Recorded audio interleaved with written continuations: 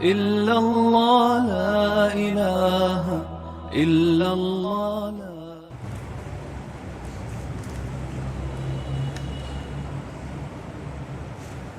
إن الحمد لله والصلاة والسلام على رسول الله. اللهم صل وسلم على نبينا محمد صلى الله عليه وسلم. أما بعد، أعوذ بالله السميع العليم من الشيطان الرجيم من همزه ونفثه ونفثه. ولا تكونوا كالذين نسوا الله فأنساهم أنفسهم أولئك هم الفاسقون. لا يستوي أصحاب النار وأصحاب الجنة أصحاب الجنة هم الفائزون. صدق اللہ. حضرات محترم، اللہ تعالیٰ کے فضل و کرم سے قرآن مجید سورہ حشر آیت نمبر 19 اور 20 کی آپ کے سامنے میں نے تلاوت کی ہے. ان دو آیات میں اللہ رب العزت کیا فرما رہے ہیں وہ بیان کرنے سے پہلے اس کا تھوڑا مفہوم سن لیں کہ ہم میں سے بہت سے ایسے لوگ ہیں جو یہ سوچتے ہیں کہ اگر غیر مسلم وہ ٹھیک نہیں ہے، اللہ تعالیٰ کو نہیں مانتے، تو پھر بھی اللہ تعالیٰ ان کو اتنا مال کیوں دیتے ہیں؟ کتنے کتنے امیر لوگ ہیں اور کتنا کتنا کچھ کرتے ہیں، کتنی بڑی گاڑیاں ہیں، کتنے بڑے بڑے بنگلے ہیں، اللہ تعالیٰ ان کو کیوں دیتے ہیں؟ جو اللہ تعالیٰ کی مانتے ہیں، اللہ تعالیٰ کو مانتے ہیں، تو ان کو کیوں نہیں ملتا سب کچھ؟ سب سے پہلی بات تو یہ ہے کہ یہ سوچنا ہمارے لیے ضروری نہیں ہے، خاص طور پر جو مسلمان ہیں.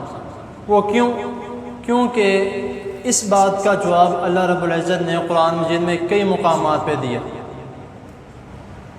اور اس کا سب سے بہترین جواب جو ہے وہ نبی کریم صلی اللہ علیہ وسلم نے اپنی احادیث میں دیا ہے. مسلم کی حدیث ہے، حدیث نمبر 7471 میں، کہ نبی کریم صلی اللہ علیہ وسلم فرما رہے ہیں کہ الدنیا سجن الکافر سجن المؤمن و جنت الکافر، کہ جو دنیا ہے وہ مومن کے لیے قید خانہ ہے اور کافروں کے لیے وہ جنت ہے.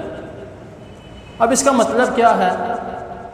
اس کا مطلب یہ ہے کہ قید خانہ اس لیے ہے کہ یہ قید خانہ بھی کیسا، الحمدللہ شکر کرنا چاہیے اللہ تعالیٰ کا، ایسا قید خانہ ہے کہ اس قید خانے میں اللہ تعالیٰ سے جو مانگا جائے مل جاتا ہے.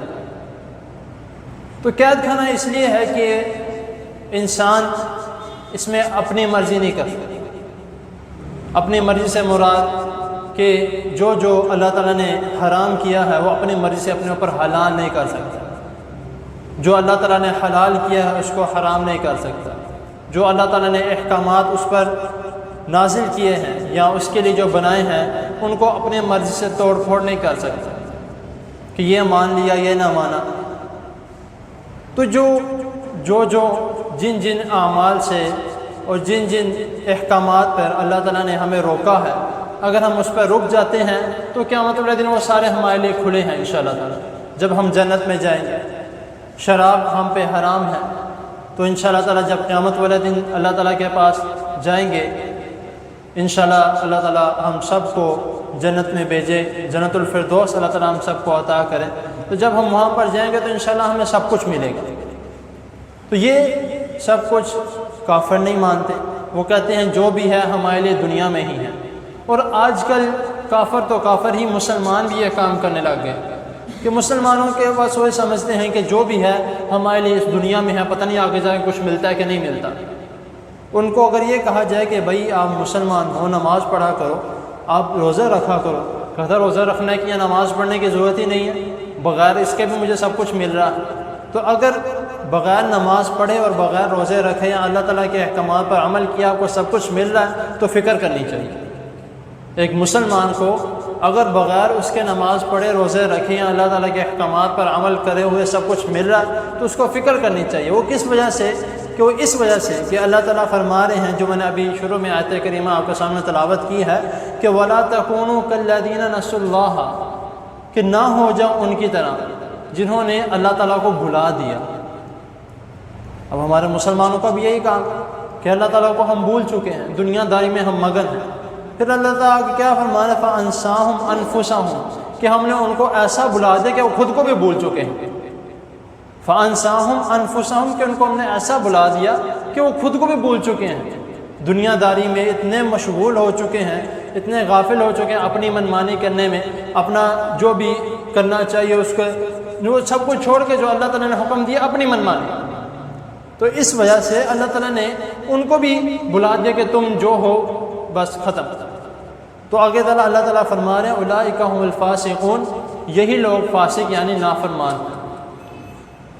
تو پھر آگے ہمارا جواب بھی، جو میں نے ایک حدیث بھی آپ کے سامنے پیش کی، تو اس میں اس کا جواب بھی ایک اللہ تعالیٰ قرآن جی میں اسی مقام فرما رہے ہیں آیت نمبر 20 میں کہ لا یستوی، نہیں برابر، کون لوگ؟ اصحاب النار و اصحاب الجنہ، کہ جہنم والے، آگ والے، جن کو اللہ تعالیٰ نے آگ میں ڈالنا ہے، جو اللہ تعالیٰ کے احکامات پر عمل نہیں کرتے، وہ لوگ، اور جو اللہ تعالیٰ کے احکامات پہ عمل کرتے ہیں اور جو اس حدیث پر عمل کرتے ہیں کہ یہ دنیا جو ہے وہ مومن کے لیے قید خانہ ہے، جو اس حدیث پر عمل کرتے ہیں تو ان کے لیے جنت ہے۔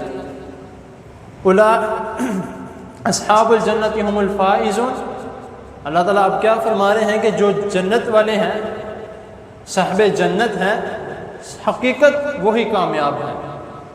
تو اب یہ ہمیں سوچنا چاہیے کہ ہم مسلمان ہونے کے باوجود بھی ہم اللہ تعالیٰ کو کیوں بھولتے جا رہے ہیں؟ جب اللہ تعالیٰ نے ہمیں حکم دیا ہے نماز کا تو نماز ادا کرو، اللہ تعالیٰ نے ہمیں حکم دیا ہے روزوں کا تو روزے رکھے جائیں، اللہ تعالیٰ نے ہمیں حکم دیا حرام سے بچنے کا، حرام سے بچا جائے، اللہ تعالیٰ نے حکم دیا ہے حلال کھانے کا، حلال کمایا جائے، حلال کھایا جائے، اپنے بچوں کو کھلایا جائے۔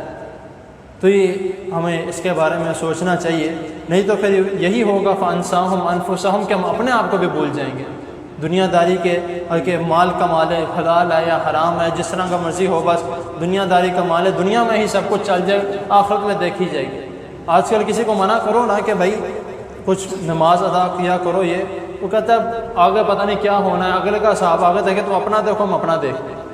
اس طرح کے الفاظ اگر آپ کو کوئی سمجھا رہا ہے، آپ کو کوئی یہ کہہ رہا ہے کہ بھائی میرے ساتھ نماز پڑھنے چلو، یا تم نماز پڑھا کرو، روزے رکھا کرو، اللہ تعالیٰ کا حکم مانا کرو، تو سمجھ لو اس سے بہتر آپ کے لیے خیر کا کوئی بھی نہیں ہے۔ تو یہ چند باتیں جو میں نے آپ کے سامنے کی ہیں، تو کوشش کریں کہ اس پر عمل کریں۔ اللہ تعالیٰ کو بھولنے سے پہلے یہ سوچ لیں کہ پھر اللہ تعالیٰ کو بھولنے کے بعد ہمیں جنت نہیں مل سکتی۔ تو اللہ تعالیٰ کے حضور دعا ہے اللہ تعالیٰ ہمیں ہمیشہ نماز ادا کرنے کی، اللہ تعالیٰ کے احکامات پر عمل کرنے کی توفیق عطا فرمائے، اور اس حکم پر عمل کرنے کی توفیق عطا فرمائے جس کے بارے میں وَلَا تَكُونُوا كَالَّذِينَ، کہ نہ ہو جاؤ ان کی طرح۔ اللہ تعالیٰ ہم سب کو اس پر عمل کرنے کی توفیق عطا فرمائے، اور جو سنا جو اس نے اس کو سمجھنے کی اور اس کو اپنی زندگی میں اویل کرنے کی توفیق عطا فرمائے۔ دعا کریں جتنے بھی بیمار ہیں ان کے لیے اللہ تعالیٰ تمام بیماروں کو صحت کاملہ عاجلہ عطا فرمائے۔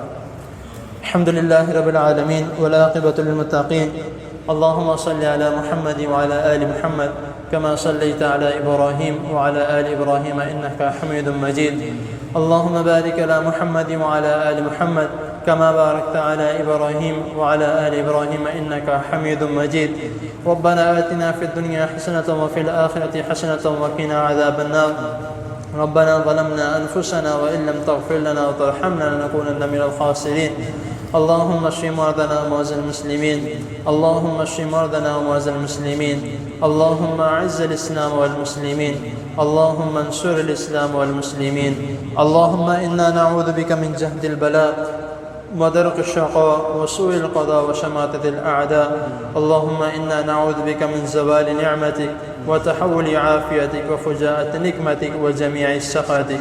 رب ارحمهما كما ربياني صغيرا، رب ارحمهما كما ربياني صغيرا، رب ارحمهما كما ربياني صغيرا. ربنا تقبل منا إنك أنت السميع العليم وتب علينا إنك أنت التواب الرحيم. وصلى الله تعالى على خير خلقه محمد وآله وأصحابه أجمعين برحمتك يا أرحم.